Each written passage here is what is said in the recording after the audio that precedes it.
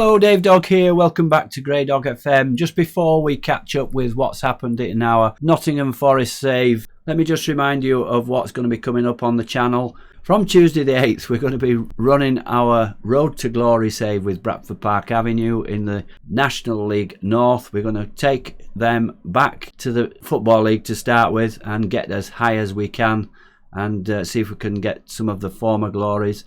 A team that's played in every division of the Football League in their history. Please subscribe, turn notifications on. The videos for those will be coming out Tuesday, Thursday and Saturday, 3 times a week.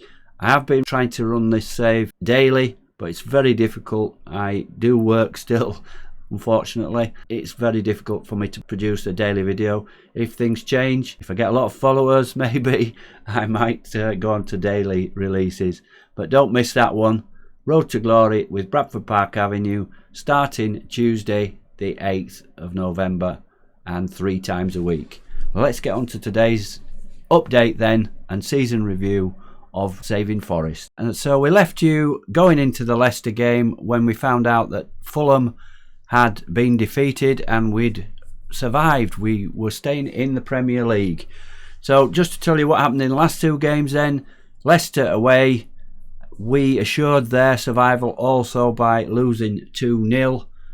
So this is how the team lined up then. We had Hennessy in goal. Ralston came on loan from Celtic, came in at right back. Bianconi had played previously at right back but can also play centre back, played right centre back. Niakate kept his place. Toffolo came in for a rare start at left back. And we played an attacking looking midfield with both Scarpa and Gibbs White joining Yates, who was our man of the match. Up front, the usual, or what we'd been playing up front, Awoniyi supported by Johnson and Bowler. And as you can see from the stats, 22 shots, 6 on target for Leicester, 14 shots, 3 on target for ourselves, 2.48 XG against 1.07, 66% possession against 34. So Leicester definitely up for the game. They had to win it to stay up. Got off to a good start. A 15th minute penalty from Tielemans. Extended the lead in the 75th minute by Curvy, or Curvy, however you may say that. Never heard of him. And Ralston got himself sent off after 83 minutes. A straight red card, dived in. He's always saying on the graphic that he's aggressive. A little bit too aggressive. And we went down to 10 men for the last 10 minutes or so. Brendan Johnson had a goal ruled out for offside. On the replays it was definitely offside. VAR stepped in there and chalked that one off. And the last game, home to Arsenal, we started with Hennessy in goal, a fairly good game, 6.7, and we reverted back to more or less our first choice team with Williams at right back, McKenna and Niakate in the centre backs, Richards at left back, O'Brien, Scarpa and Yates were the midfield 3, Bowler, Lodi and Johnson up front. Worrell came on a sub and played quite well, 7.1. So from the last game of the season then, early doors, 3rd minute, Richards finds his way, puts it all the way back to Niakate on the halfway line. He passes it into O'Brien. O'Brien, a little chip pass, Brendan Johnson finishes lovely. Nice ball by O'Brien, and we made a good start. Tierney to Smith Rowe. Smith Rowe, lovely ball out to Saka. Saka causes problems all day long in this game, and that was a funny sort of cross there, and that looked like Martinelli handled that one. Tierney back to Martinelli. Smith Rowe couldn't miss from there, unmarked. Equalised on 38 minutes. Saka wins the ball. Watch this one. Niakate gives the ball away. How many times has that happened this season? Saka just squares it and Martinelli taps in. So 2 easy finishes for Arsenal. So that's how the final 2 matches went. Let's have a look at the season review now. The new arrivals, and plenty of them. The season saw comings and goings, some of which proved shrewd signings. I didn't have any choice in this. I accepted the signings that were there at the beginning of the season. Did make 1 or 2 changes in January, but not a lot of money available, so not able to go out and totally change the team. So let's have a look. Gustavo Scarpa is one that I brought in and he's the main signing. I do believe Forest were interested in him in real life. 29-year-old Brazilian, won a cap for Brazil. He made a difference to us. He provided a bit of competition to Gibbs White in the central attacking midfield. 19 performances, 4 subs, 4 goals and 3 assists, and 6.92 average rating, the top of the signings. Josh Bowler was out on loan at Olympiacos. I brought him back in January, so he was a difference that I made. 8 appearances, 6 subs, 1 goal and 1 assist, but good performances overall, 6.89 average. And Wayne Hennessy eventually got the number 1 spot after being frustrated with Henderson in goal and poor performances. He was a £2 million signing from Burnley, 17 appearances and a 6.84 average. Guillaume Bianconi, I played him on and off as a right back when Williams was out. In a later game, tried him in central defence. He didn't quite come off there. He's got a lot of improvement in him, I think. He's only 23, but 7 appearances, 2 subs and 2 assists, 6.8. Again, not a bad average. Lewis O'Brien, in and out of the team. Put him in more when he was complaining about not playing often, but 8 million from Huddersfield, 17 appearances, 7 subs, 1 goal and 2 assists, 6.79. So as we can see, apart from Hennessy in goal, a lot of attacking players as such. Morgan Gibbs White cost a lot of money in real life, 25 million. We had to pay extra as the season went on due to him playing games. 25 appearances, 10 subs, 1 goal, 4 assists. Not a great return, that I don't think, from the number of games that he played. Only 4 assists. I think that's where we fell down. We couldn't create a great deal. So Anthony Ralston was one I brought in January on loan from Celtic. 24-year-old strong left back, and as we saw, when he got his start, he got sent off. An aggressive player, maybe too aggressive. Only cost us 450,000. 3 appearances, 7 subs. Was back up to Williams at right wing back and created 1 assist. Now Tayo Iwaniyi, he scored 15 goals, was more or less ever present. 37 and 3 appearances at a sub.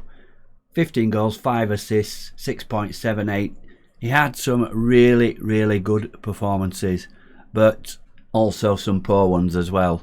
But without his goals, we wouldn't have been anywhere near surviving relegation. If I'd have been in charge of the signings, I would certainly have had a more rounded approach to it rather than signing a lot of midfield players. Nico Williams, 22-year-old attacking fullback, he has got bags of potential. 35 appearances, 2 subs. Again, I think he was one of the better signings. Only 2 assists, but 6.76. Renan Lodi came on towards the end of the season when I pushed him further forward with 3 goals and 2 crucial goals in 1 game. Only 2 assists. Again, more or less ever present. 30 appearances, 4 subs. Omar Richards was injured for most of the season but came in towards the end and did okay without looking spectacular. No assists, no goals. Jesse Lingard was a disappointment for me.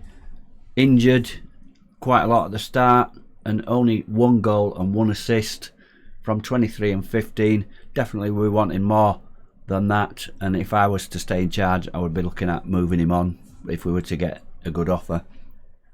Kayate, 33-year-old experienced midfielder who we bought from Palace. Again, flattered to deceive. He's got bags and bags of experience and skill, but doesn't always put it in. 22 appearances, 8 subs, 1 goal, 1 assist. Willy Bowley, again experienced, started off the season with him and he was doing okay, but deteriorated, and 1 goal, that was at the beginning of the season. 6.66. Again, we'll be looking to strengthen the central defenders especially. Not too bad at fullback, not too bad in defensive midfield, but we need good centre backs, a good keeper and more attacking options, especially down the centre. Niakate, just 1 goal. Again, experience, skill, current star ratings. Manuel Dennis, in and out, took the huff when he wasn't playing due to injuries. Freuler, another experienced midfielder, not providing anything out of the ordinary. Dean Henderson, a big disappointment. It took me a long time. I played him 27 games. It took me a long time to decide he wasn't going to be a consistent keeper for us. And Hennessy, with his experience, provided a much better option.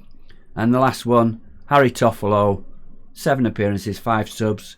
Again, played early on, didn't really get a look in, especially when Omar Richards came back into the team after injury. And with Lodi there as well, playing left back, his time was limited.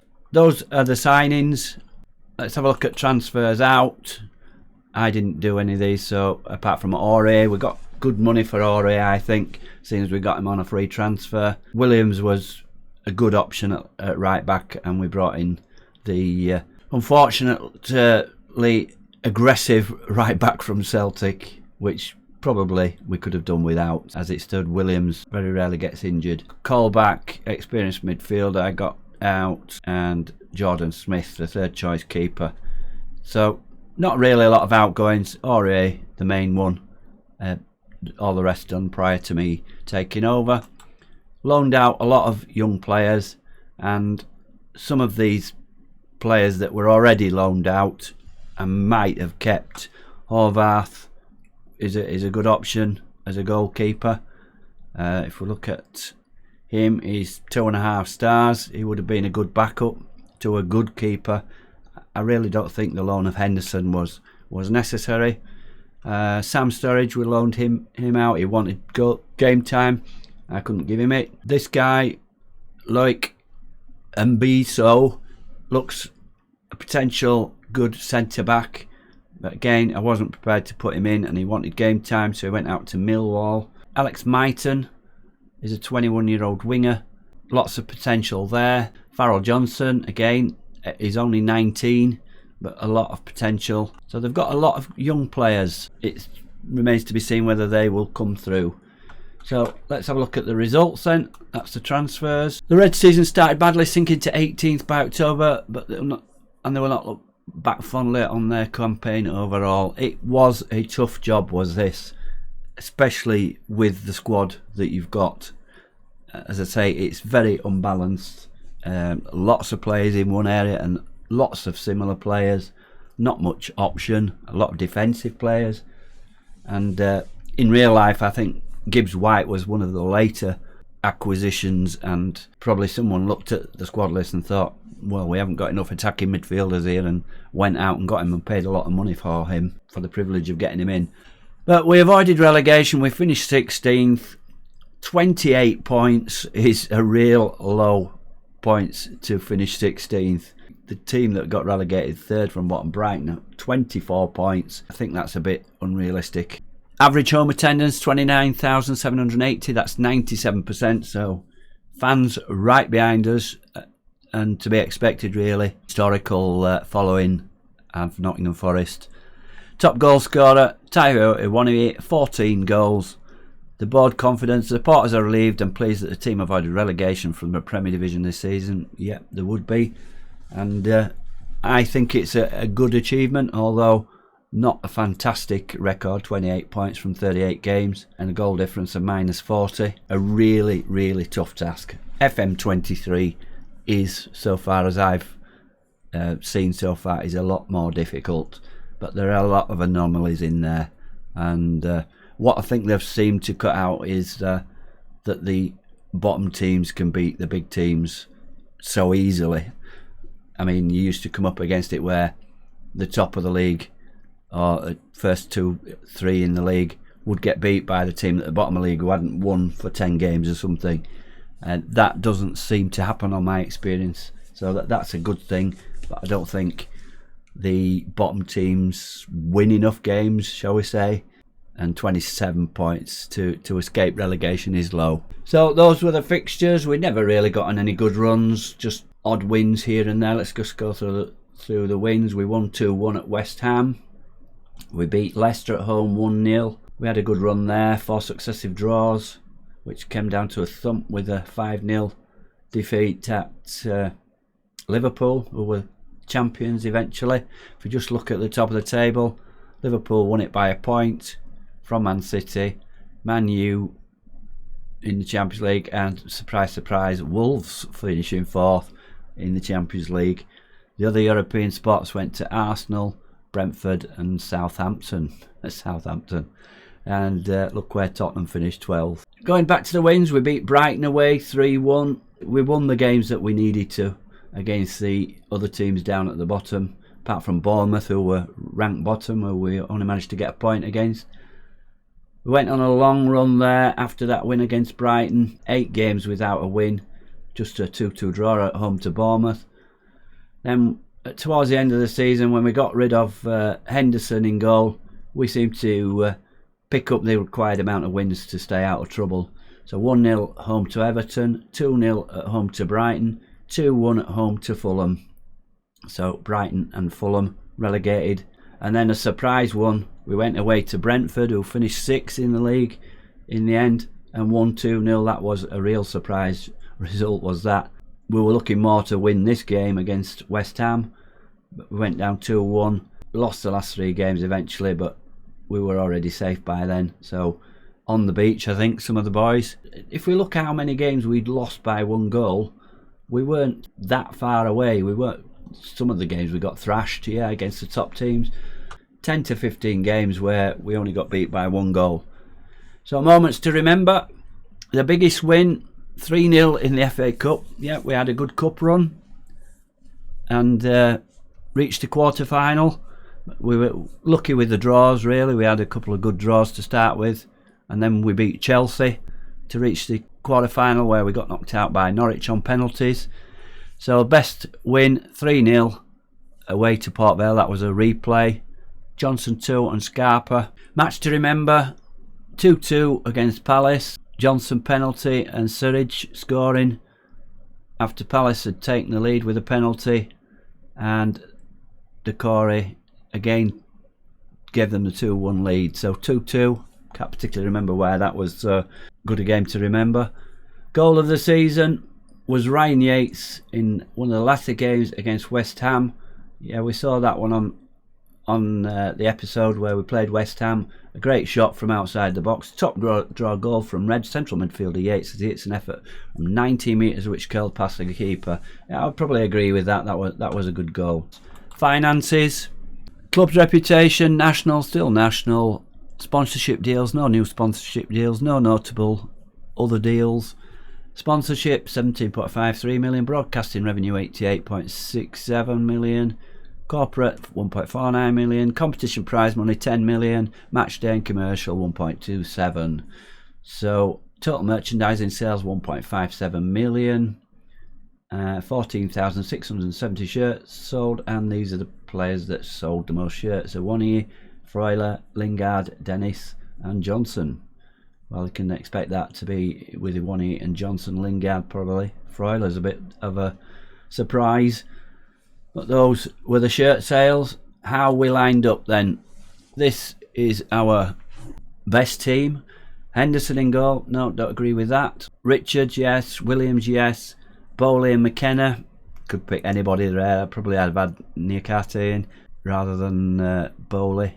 Freuler, Scarpa and Yates. Freuler, I probably wouldn't agree with Freuler in there. Probably O'Brien, or if we were going attacking, I'd put Gibbs White in there. Scarpa, our best midfielder according to that. Out front, Awoniyi, yep, definitely nobody else to play there. Brennan Johnson definitely on the right. And again, Lingard, disappointing for me. Lingard's in there. I would have had Bowler probably. Or Lodi. Lodi's not in that team at all. That's a surprise. That's our best 11. The accolades. So fans play of the year, Ryan Yates. I've heard that he's a captain in real life, so well liked. Young player of the year, Brennan Johnson. Yeah, go with that. Signing of the season, Scarpa. I can't take credit for that, by the way. It was the director of football that brought that one in, Ed Henderson. Goal of the season, Ryan Yates, as we've already seen. Top scorer with 15 goals, Taiwo Awoniyi. I think that's 15 including the cups. I think it said 14 before. That was just league. Most assists, Brennan Johnson 6. So it's definitely a One-Ear and Johnson the main men with regard to attacking. A One-Ear 4 player of the matches, but he had 4 or more probably disastrous games as well where he got subbed off. Highest average rating, Scarpa, again 6.9. You want your best player to be probably over 7. Most passes complete per 90, Joe Worrell. And record breakers, Taiwo 108 most goals in a season. That's because there's no history. Most assists, so it's all the same. Most clean sheets, 3 clean sheets by Hennessy. So although he played less games, he kept more clean sheets than Henderson. Player of the match award, yep, these are all just because there's no history in there. They're all this season. Worst discipline, Lodi, 8 yellow cards and 1 red card. He seemed to stop that by moving him further forward in the attacking position. As a defender, he was picking up cards all the time. So then we have the youngest goal scorer, Brennan Johnson, 22-year-old, or 21 years and 149 days. And oldest goal scorer, Lyle Taylor, 32 years, 305 days. So let's move on to the history in the making. Nottingham Forest's late season kick was exceptional. Their football was a joy to watch, and they're deservedly staying up. Lena do one football. Well, I don't think she probably saw any of our games. To say our football was a joy to watch, we deservedly staying up, of course.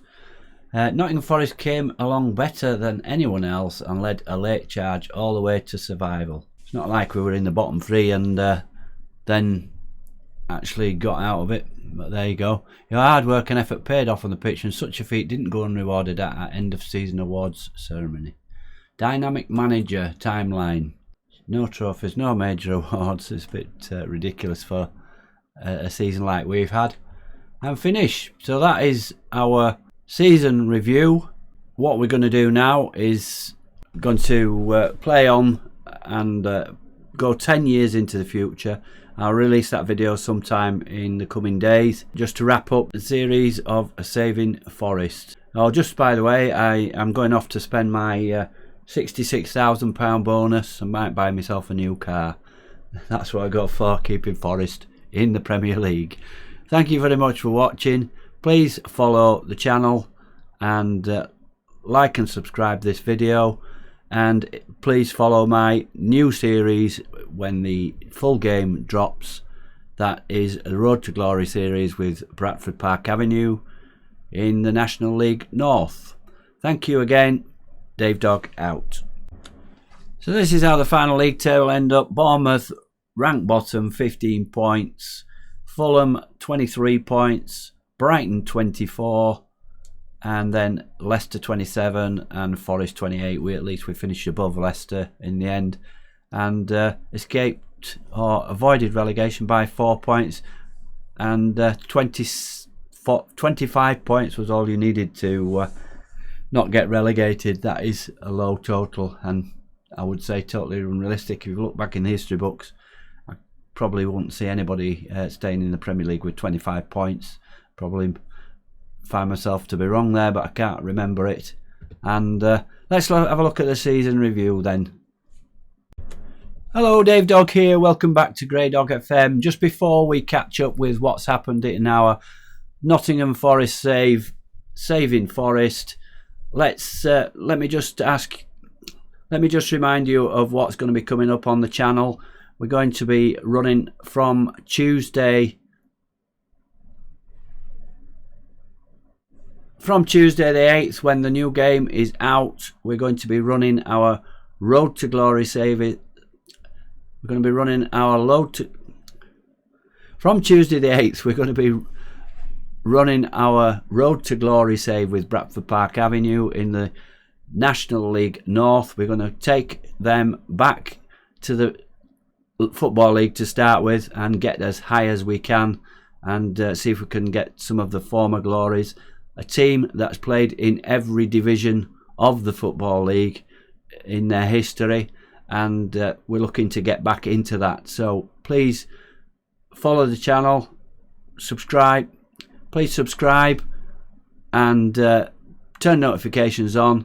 And those the videos for those will be coming out Tuesday, Thursday and Saturday, 3 times a week.